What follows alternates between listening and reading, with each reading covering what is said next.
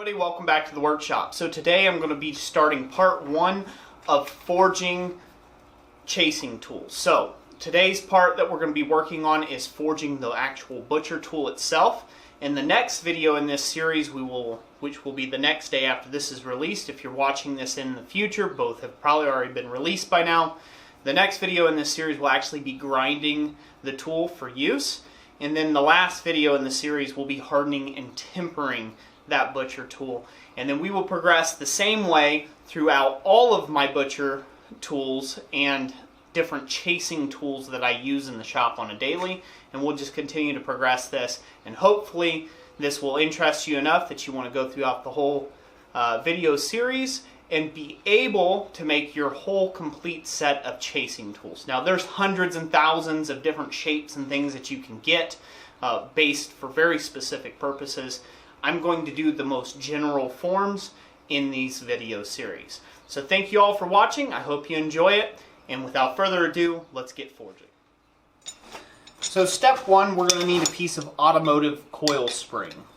This I've just got turned into a hoop as you see it here. Basically, this is how I cut it off the actual spring itself. And all we're going to do is we're going to cut off about approximately 3 inches or 75 mil worth.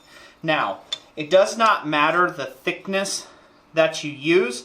Generally, you want this to be fairly thin or a little thinner for small stuff, just so you don't have to do as much forging. But basically, we're going to cut off just a little bit of that there on the hot cut of the Hardy there. We'll cut that off, and then we're going to forge that little piece to shape. Now, the first tool we're working on, again, is a butcher tool. So the butcher tool is just a single beveled tool, if you will. And it will push material to the left or to the right, depending on which way you shape it, or which way you turn it, rather. And this is the most simplest of all butcher tools. Later on, going down the line, we'll make this shape more complex, but basically, you get the gist. So we will go ahead and cut this off, heat this up, get it cut off. Remember, when working with coil spring, you need to take and let it come up to temperature very slowly. If you don't do this, the material is already pre-stressed and you'll end up having stress fractures. So let's heat this up, get this lobbed off, and we'll start with our first of the process.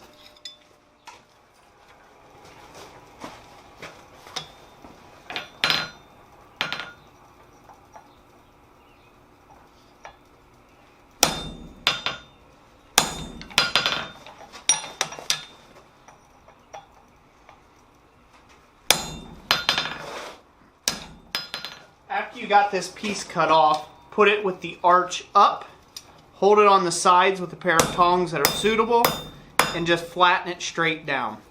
Now, I personally like to square this up a little bit, this little middle section, just so it doesn't roll around on me. Flip it around. You don't have to go completely square with this. The ideal is just to square it up so it sits nicely on the anvil like so, and it doesn't roll and kick around. Now the next part that we're going to do is we're actually going to forge this piece out. So we're going to hold it by the little rough cut end. You can rasp that off here after a bit, and we're going to go ahead and forge out this material here. We're just going to forge it out to a nice long taper, if you will. That is going to become our butcher. Now, this long taper, we're going to work this taper out to a point to where it is approximately 3/8 of an inch or 9 mil wide, or square, if you will. And then that's where we'll actually grind it. Now, you can go smaller than this. You just draw more of a narrow taper to get a smaller butchers, or you can go larger than this, obviously, with a bigger piece of stock. I will probably most likely actually draw this down to 1/4 inch or 6 millimeter down into that, because that's a butcher size that I am lacking. So I'll do that here, but you'll want to take and draw yours down to approximately 3/8 of an inch square or 9 mil. So let's get that hot and we'll be back at the anvil.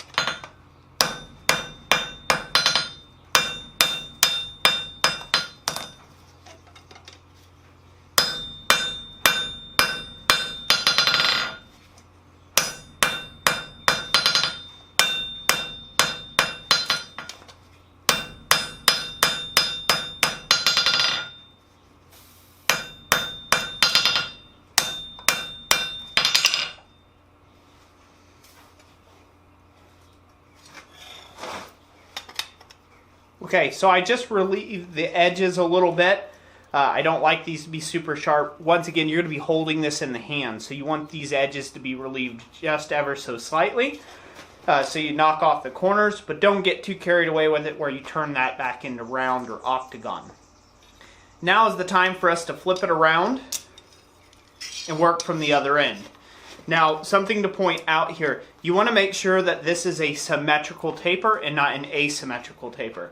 If you make it an asymmetrical taper or off to one side, you're always going to be hitting weird with it. So try to make sure that it's as centered in the center of the tool as you can.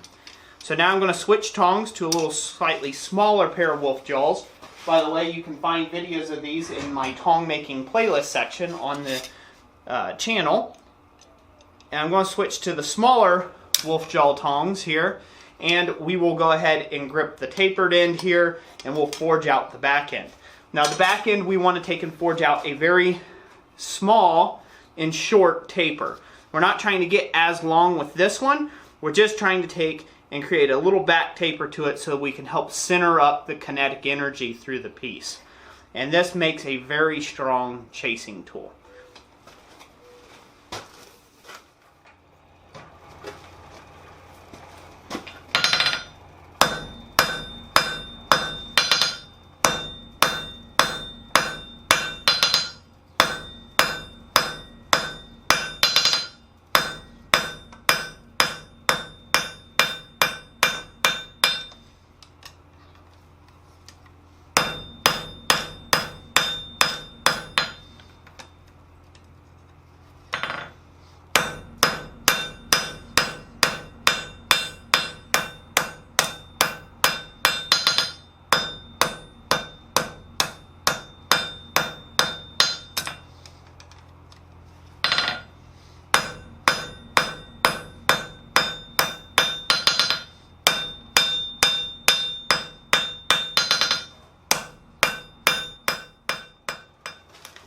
Okay, so there you have it, folks. Now all we're going to do is we will take, after you get your forging done, you want to heat it up to a critical temperature, and then you want this to take and cool by the fireside and move on to your next chasing tool. I will get into a video, I'll try to put a link to it here when it's out in the future, to a video where I talk very specifically about the reason why this is shaped the way it is. But that's going to be it for this little forging demonstration. Go to part 2 in this little, go to step 2 in this little video series on forging chasing tools and look up the actual grind on this. We will also then get into the heat treatment in a third part, in a third installment of this video series. So, thank you all so much for watching. I hope you enjoyed this video and found it informative. If you did, leave it a big thumbs up and let me know what you thought in the comment section down below. Like always, God bless you, and we will catch you on the next one.